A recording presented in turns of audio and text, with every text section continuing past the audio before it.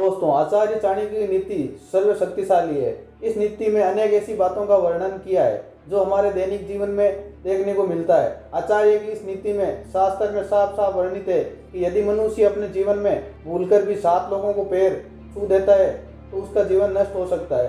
तो आज हम इसी के बारे में इस वीडियो में बात करने वाले हैं।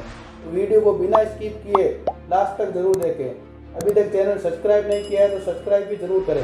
दोस्तों, हमारे भारत देश में चाहे अर्थशास्त्र हो या फिर गणित हो या फिर साइंस, हर चीज़ में अपना परचम बुलंद कर चुके हैं। लेकिन हमारे अर्थशास्त्र में और नीति शास्त्र के क्षेत्र में आचार्य चाणक्य के योगदान को बहुत ही अहम माना जाता है। ऐसा कहा जाता है कि पुराने ज़माने में कोई राजा या महाराजा अपने दौर में चाणक्य नीति से राजपाट को चलाया करते थे। चाणक्य की इन नीतियों के बल पर ही चाणक्य ने चंद्रगुप्त मौर्य को सम्राट बनने में सहायता की थी। चाणक्य की नीति कहीं न कहीं हमारे जीवन को सरल और आसान बनाती है और हमें जीवन जीने के सही तरीके भी बताती है। दोस्तों, चाणक्य नीति के अनुसार किसी भी इंसान को गलती से भी इन चीज़ों को पैर नहीं लगाना चाहिए। अगर आप जाने अनजाने में गलती से भी पैर लगा भी दिया तो तुरंत ही माफ़ी मांग लेनी चाहिए। अगर ऐसा नहीं किया तो आप किसी भी संकट में पड़ सकते हैं। तो पहली चीज़ है, अग्नि को कभी भी पैर नहीं लगाना चाहिए। दोस्तों, हमारे हिंदू धर्म के अनुसार अग्नि को बहुत ही शुद्ध माना जाता है और चाणक्य की नीति के अनुसार अग्नि को देवता माना जाता है और इसे तुल्य देवता भी कहा जाता है। हम जब भी अपने घर में कोई शुभ काम करते हैं तो अग्नि को साक्षी मानकर वचन भी लेते हैं, चाहे वो शादी हो या अन्य कोई काम।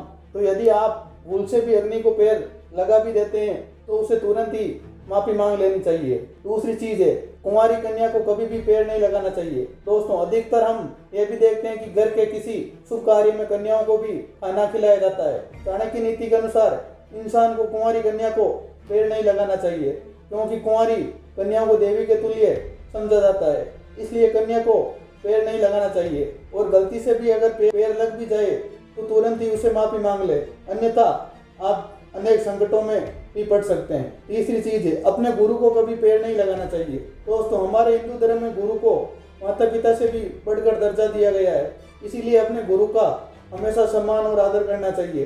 चाणक्य नीति में भी गुरु को सर्वश्रेष्ठ बताया गया है और जो लोग अपने गुरु का मान सम्मान नहीं करते हैं, उनका अपमान करते हैं, ऐसे लोगों का सर्वनाश हो जाता है। इसलिए गुरु को कभी भी पैर नहीं लगाना चाहिए। चौथी चीज़ है, ब्राह्मण का आदर सत्कार जरूर करना चाहिए। दोस्तों, हमारे हिंदू धर्म में ब्राह्मण का बहुत ही महत्व बताया गया है। समाज में भी ब्राह्मण का दर्जा उच्च बताया गया है, इसलिए ब्राह्मणों को कभी पैर ना लगाएं। और चाणक्य नीति में भी ब्राह्मण का बहुत ही महत्वपूर्ण स्थान माना गया है।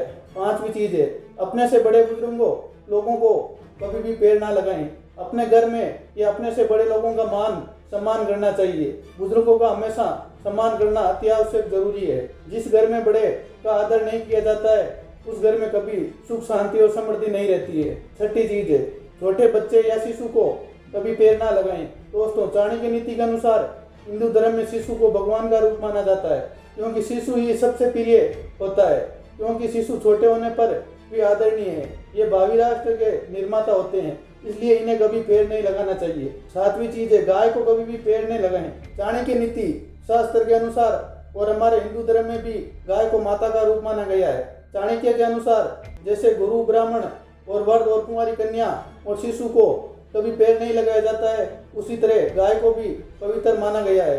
चाणक्य कहते हैं कि गाय को अपने पेट से छूना माँ बाप होता है और घर की आर्थिक स्थिति व संतुलन भी बिगड़ जाता है।